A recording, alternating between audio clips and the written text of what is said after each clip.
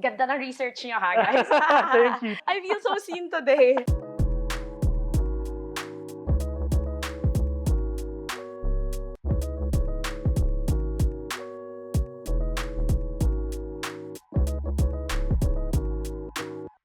Hey, what's up everyone? This is Joma from Wave and welcome to another episode of Off the Desk. It's a show where we get to know today's creative leaders beyond their desk. And today, we're joined by Merphi Panaguiton. She's the co-founder and creative director of Atomm Studios. We'll be learning about her creative inspirations and her advocacy towards mental and physical wellness. Merphi, welcome to the show. Thank you for having me. Hi, Joma. Hello. Very excited Yes. to talk to you.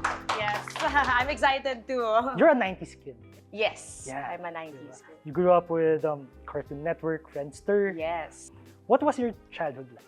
So my childhood was very mixed of the normal ones and the not normal ones. Just a brief background, I'm really a musician growing up. So I played the violin since I was 7 years old, 8 years old. I'm just a normal kid in school. But when I was growing up, I really noticed that arts is really for me. Kid pa lang ako, I like drawing, I like playing instruments, so I like to play the guitar and the piano also. So basically, yun talaga influence ko in creativity.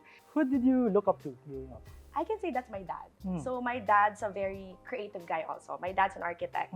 So I really looked up to him when it comes to his patience, his creativity, his taste in art, in food. I spent most of my time with him also growing up. So yeah, I think it's my dad. He's my inspiration growing up, Ren. So which one did you first fell in love with? Okay. Kasi you're very artsy, Yes. diba? Music or photography? It's music. That's all I had before. You know, it's very rare for a kid to have a camera. So for me, I was first given my violin and a piano. So that's really me growing up. I spent my Sundays in a violin school. So yeah, I think it's really music at first. Siguro, if you get stuck in an island, Yeah. which one would you want to be left with? Your camera or violin? Oof, Or that's even a your tough piano? one. That's a tough one. I think it's a violin because there's no battery naman charger in an island. tama. So I would use something that I can maximize kahit wala ng electricity. So I think it's my violin. Who was or what was your creative inspiration growing up? So basically, it's a mix of my family also. My grandfather is also an architect. My dad's an architect. So basically, I'm surrounded by artists. You are in a creative family. Yes. Diba? How are they now when they visit Atomm? Yeah. Kamusta? Ang ginagawa nila doon? Or do they take photos? I mean, To be honest, it's a different story now. Usually, the one who sees my studio lang is my dad. okay. My dad oversees the building kasi where Atomm is at. So he sees it from time to time. So of course, he's proud. Yeah. But of course, it's a different thing now kasi it's not really art. It's also a passion project, okay? But it's different from having a business. You know, you have to separate those two. So may boundaries pa rin doon. It's a business place and at the same time, a space for art. Siguro, as we talked about earlier, my Yes. sister graduated from UANP. Yes. I got to visit UANP a Yeah. couple times, maybe as a student and as a professional. I want to know, what's the most valuable lesson you learned from UANP? Actually, UNP really taught me how to be myself. It's in UNP where I was given the opportunity to share my photography skills. I never knew that I have this talent also, thanks to UNP. Yeah. Ang galing. And marketing, of Yeah, for course. sure. But yeah, photography side, it's really UNP who opened my doors. You experienced the rise of social media. Yes. Diba? Syempre, you graduated in 2014. So, those were the times. Yes. Diba? Which among these social media platforms, especially during that era, Yes. do you think that has the most potential to succeed today in 2024? Multiply, Vine, SoundCloud, Okay. Friendster, or MySpace? I think it would be Multiply. Why? Yeah, it would be Multiply because Multiply is really for photos. It's also diverse. There's no pressure to connect to everybody. It's just there for you to just keep on posting and to be creative on your own. Nagka-Friendster ka ba? Yes, of And course. if yes, nagbigay ka na ba ng testy or humingi ka ba ng testy? I was really alam mo yung wala pang Friendster yung mga classmates ko. Ako yung mga unang may Friendster. Oo. Taong ako, social media. Social. Ako pa yung nag-edit nung HTML niya. Yeah, that's me. Doon tayo natuto mag-HTML. Yes, doon tayo natuto. Hindi sa computer classes. Hindi. Sa Friendster first, yeah. Maybe not a lot of people have asked you this question. Mm-hmm. Maybe for some of them watching, this is going to be the first time that they're going to learn about this. Okay. What's your love language? Oh. I think it's really quality time. I really like spending time with the people I really enjoy. So that's how you show love and that's how you receive love? I show love through acts of service. Oh, okay. And then I receive love through quality time. Yeah. Right after you graduated, and in a way, you had a lot of stints of being a brand ambassador. Yes. What has been the most significant difference being a brand ambassador now compared to 10 years earlier? It's so different. To be honest, I can keep up now. Kasi dati, the options were so limited. Yeah. You know, the brands that would contact you, they're so limited. And then, yung niche mo, you only think it's fashion, food. You know, now there's lifestyle. Right. There's a lot. Like, there's place for everyone now. Right. So before, you know, it's hard to put yourself where you should belong. It's a very limited space compared to now. Ang dami na. And the platforms are getting so much bigger. Dati, I only have 3 options. I post on my blog, Twitter, Instagram. That's it, diba? Sino yung mga dream brands mo to work with? Oh, my dream brands. Fuji. I really wanted to work with Fuji. I want to be an ambassador of a camera brand. So I think that was really Canon or Fuji before. Yeah. So, and I'm really grateful I'm working with some of those now. Also, you had a stint, maybe you're working with ABS-CBN. Yes. Talk about your experience with ABS-CBN. What are the moments you always look back to from that experience, and what do you miss the most? Yes. So, my ABS-CBN life, actually, I've worked there for almost 5 years. Oh, wow. So, I spent a lot of time in ABS-CBN. So, most of my knowledge that I have now came from my ABS-CBN experiences. So siguro the ones that I miss the most are my friends. Of course, it's very different to have a group of friends that you work with every day, the group of people that you share your insights every day. Because it's different now that you own your business. Sure. It's a different dynamics. So that's what I miss the most. And of course, working with different media departments. So it's very nice to meet different kinds of people every day. Now we're going to the pandemic. For you, I want to know lang, what's your most valuable realization from the pandemic? Oh, wow. For me, that was a very crazy ride because I lived in Spain at that moment. Oh, wow. I was in Spain during the pandemic, the 2 years. So I lived there and all I had was myself. Yeah. So my biggest learning in Spain during the pandemic was really how to love myself and to be with myself and to take care of myself physically and mentally. Yeah. How was it being stuck there, knowing that you can't go home? Yeah. And you must probably have battles with homesickness for sure. Yes. And then still, of course, while being maybe kind of still worried about your family. Yes. How's that? That moment was really one of the darkest times of my life. And I think it also had to happen for me to be able to jumpstart what I have now. And I don't think I'll be able to creatively use what I have during those moments. And at the same time, it's how I would be able to just really pick up myself in those moments and really accept that mental health is so important. Yeah. Like, there's no other way to deal with it. I can't hide the fact that there's something wrong already. So I need help. And it's not a weakness to accept that you need help also. Beautiful. Yeah. Beautiful. Well said. So after the pandemic, in a way, you built your confidence in a way na kaya mo pala. Yes. Right? For sure. Kaya mo pala. And going to 2022, Atomm Studios. Yes. Binuo mo siya during the pandemic. Yes. Talk about that. Okay. When we were starting Atomm talaga, it was just an idea that since I decided to just come home and really to settle here again, to start my life here again, it wasn't easy. Yeah. Because originally, I had set my mind that I will be living abroad forever. So my sister and I, we were talking about it. Oh, what do we want to do next? And then she was like, Merf, maybe it's time for you to do something you really like to do. So when we realized it's photography, we parked the idea. Let's build a studio that sells 1x1 pictures, 2x2. You know, the simple rental studios that you can only think of at that moment. I think that was August until November of 2021. We were like, set, that's the only goal. During those months, we were just conceptualizing until one day, the idea of a self-photo studio arrived. Oh. And then the rest is history. Why Atomm? So supposedly, it's Toma. Toma, if you guys know, in Spanish, it means take a shot, right? Toma was ready, the Instagram was ready, everything was ready to be launched. Until one day, I was like, pag ginugol mo siya, lasinggero daw yung meaning. So I was like, wait, we're not making a business na bar or like anything that's associated to alcohol. So why am I gonna pursue this brand name? Right. Until one day, my sister was like, why don't we use the word atom? So, let's switch the word. Let's switch the letters of Toma. Sabi ko, sige, reserve ko na agad. So, ganun siya ka-spontaneous. So, reserve tayo. Pagdating sa Instagram, take ka na yung Atomm Studios. So, she was like, why don't we make it double M? Ay, sige, good idea, good idea. You know, Tumblr, Flickr, yung mga words na natatanggal yung isang letter. We realized, wow, this is really a divine given name because Atom means the most basic form of energy. We are the start of the first self-photo studio industry.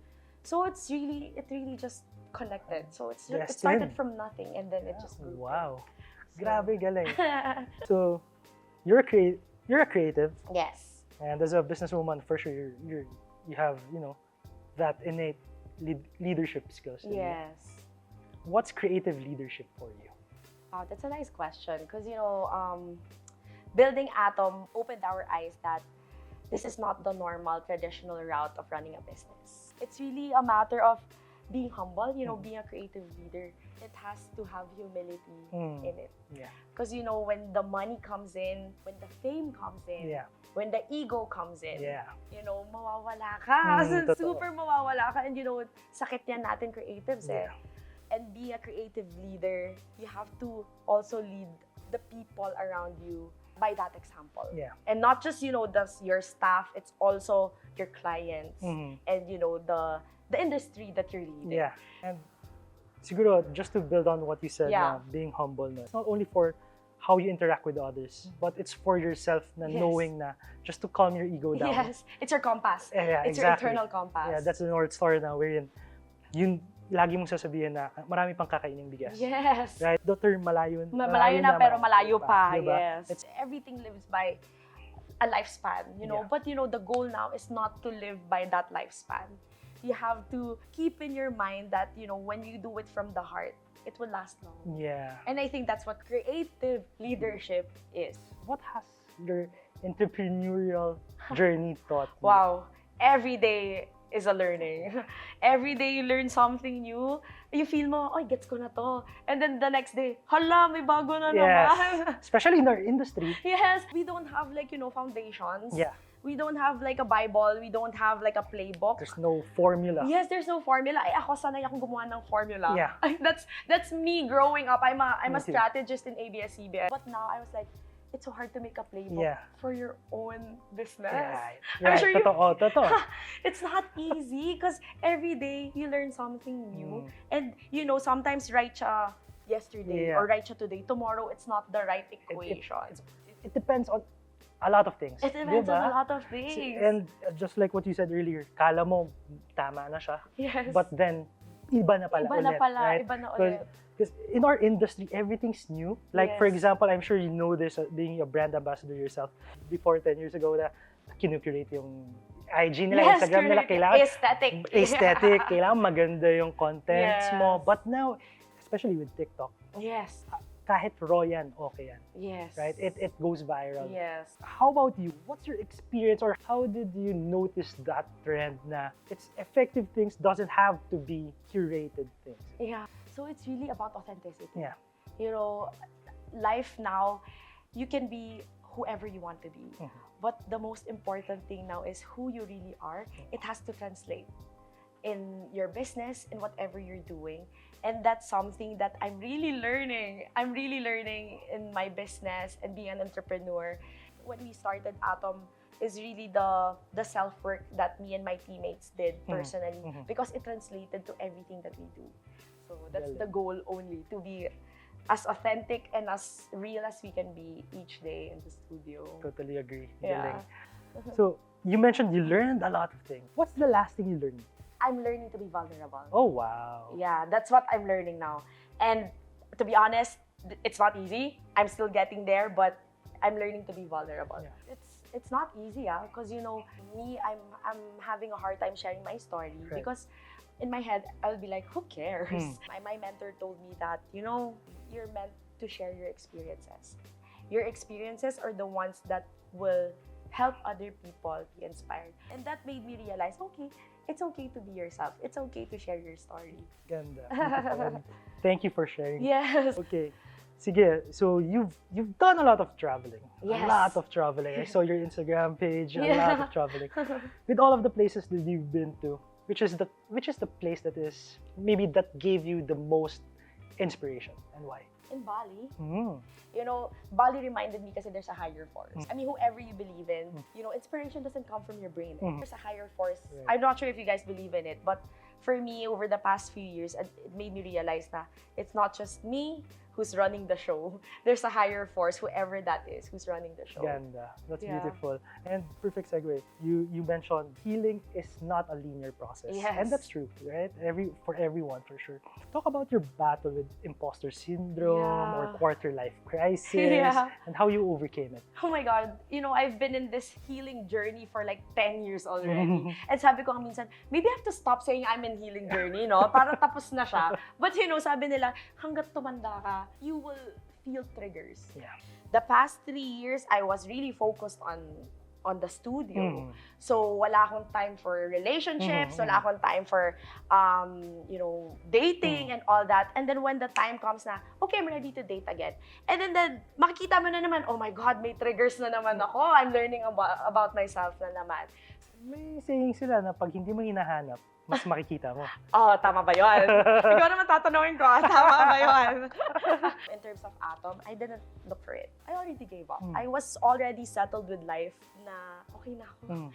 Okay na ako na I feel safe. I wake up every morning na okay lang ako. But then, may dumating. There's Atomm that would come, and then that would even elevate your consciousness. Now, no, you have a mission. You have to face this. You have a mission. So it's very interesting kasi for us Wave, parang especially my experience. Parang as we start, yung dumadating sa aming clients, it's like sakto sa abilities namin that time. Yes. Oh, wow. We're so aligned. Yeah, that's why we're here. Yeah. Because, sanay tayo usually we pitch to clients. We find clients. We put ourselves out there na we need to hit the target. Diba? Sanay tayo sa ganyan, the hustle culture, But then, when you're so secured of yourself, Karen, and when you are also doing the journey of the inner work, you would realize that everything that comes to you is also aligned at that moment. And dadating sila. Hindi mo sila kailangang hanapin. They would just come to you. I mean, who would have thought that I would meet you guys? Diba? Through another brand. So, it's really interesting for me that once you stop chasing after things, it will really come to you at the perfect time, the right place, the right moment. Ganda. That's beautiful. And shout out to Power Map. Hi! Hi, Power Map! Thank you for introducing us. Yeah. Okay. You said you're interested in the things that human eye can see. Ganda ng research niyo, guys. Thank you. Thank you so much. I feel so seen. I feel so seen today. Thank you. Talk about your experience with Usui Reiki. Yeah, Reiki. I'm just curious. Do you guys know about this? This is my first time. Yeah. Siguro, could you talk about your interest in spiritual things, healing and growth, and of course, Usui Reiki? So basically, Reiki is energy healing. So there are things that you can see. So basically, there's an energetic force in your system that you can't see, but you can feel it. It's like Wi-Fi, diba? Di mo naman nakikita yan eh. So it's the same with energy. So I'm not sure if you guys believe in, energy speaks. Yeah, totoo. Your business is also energy. Everything has a frequency. Everything has a frequency. So when I got home, someone told me about it. I have a friend, she does Reiki. I go, what is it? So I made the research. And then I saw, this is what my therapist in Spain did. And apparently, this girl who told me about it holds a special place in her heart because she's the architect of the studio. Okay. And when you go to the studio in Atomm, it's so different. It's not the usual Yeah. studio that you would see. So I was really like, oh, there's an energetic, like, it's not just, dirinomo lang to. Yeah. There's a spiritual force that helped her draw and conceptualize Wow. Atomm the way it should be. And that opened my eyes. We were like, oh my God, I should try it also. If this worked for me, it might help other people. And that's what led me to studying it. So I got certification for it. I studied it for almost a year. I'm not yet done with my certification actually. But yeah, I found my mentor, I found my teacher. And that's when I realized that everything is energy. Ganda. Yeah.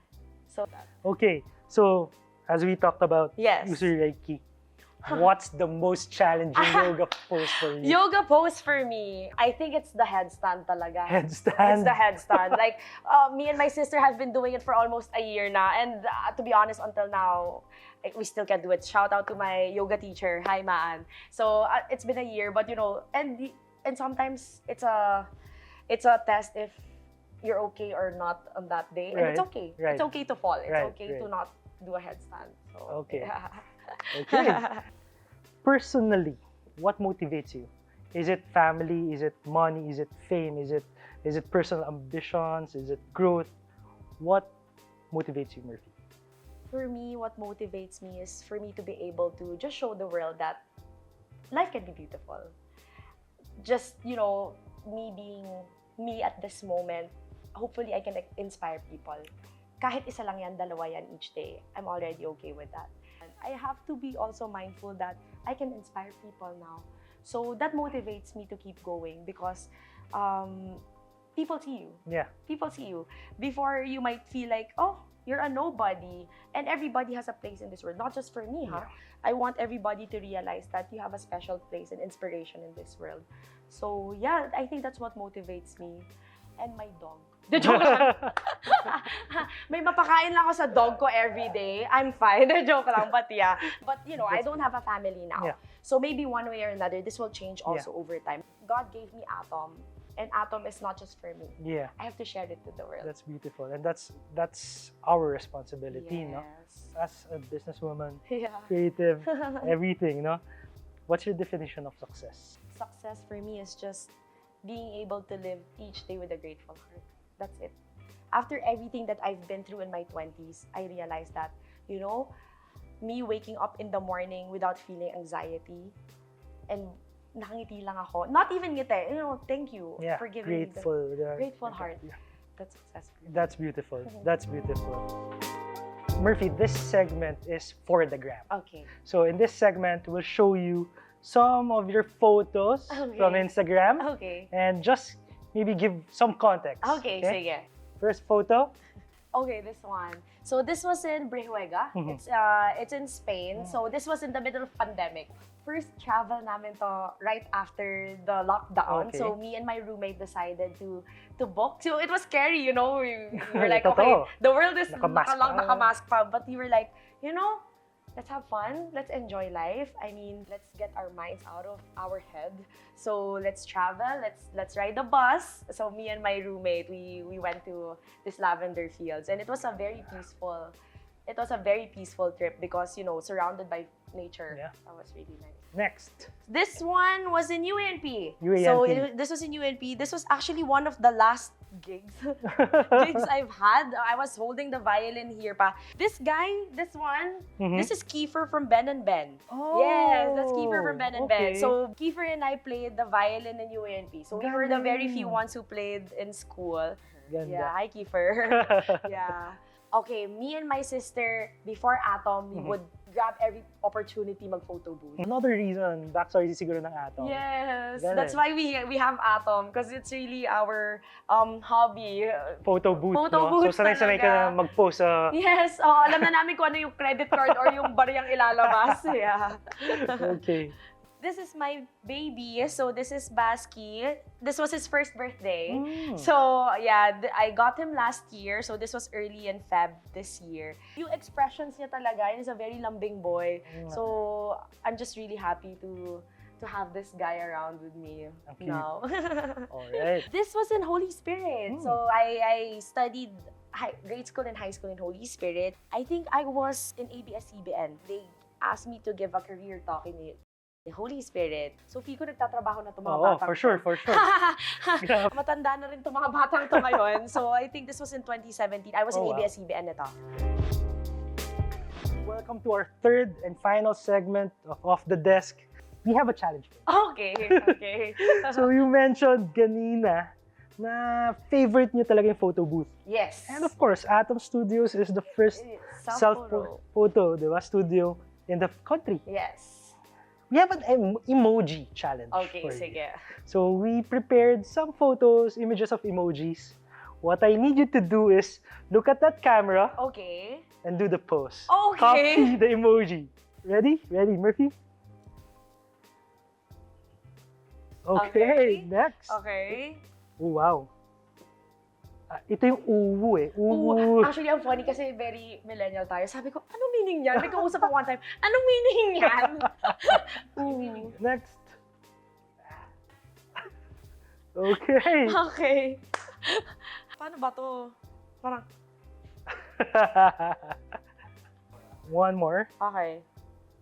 Oh my God! Ang funny kasi you would never see me doing this on my feed, pero sige, game. Woo! Give it up for Merphi Panaguiton, everybody. And that wraps up our episode of Off the Desk. Thank you for watching this episode with Merphi Panaguiton, the co-founder and creative director of Atomm Studios. Thank you for watching. Watch, subscribe, like, share, whatever. Thank you very much. But wait, there's more. Okay. We have a last challenge for you. Okay. We'll give you an opportunity to promote whatever Okay. you want to promote. Okay. However, doing your most favorite yoga pose. Uy, grabe! Guys, hinugot ako ni Merphi. Ako may nahugot. Wala akong choice. Kailangan ko gawin to. Let's do the tree pose. Okay. Okay, sige. So you just put your left Left. na Oh, lang left. sa may thigh. Thigh. Yeah. Okay, visit Atomm Studios. We are located in QC in Alabang. And you just find us on Instagram and Facebook and TikTok. Okay, I'm following. Yeah, you just book on atomstudios.com. Yes. See you! Thank you.